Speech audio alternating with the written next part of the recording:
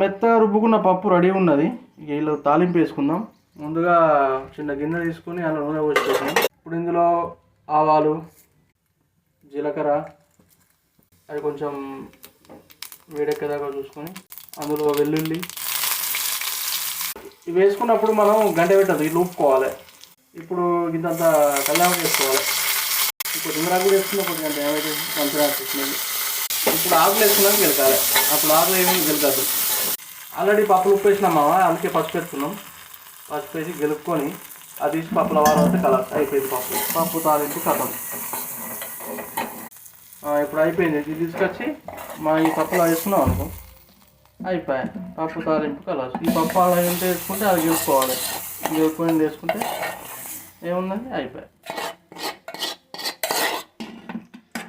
Ready పప్పు తాలింపు తయారు వస్తుంది. మస్తు ఉంటుంది ఇట్లా.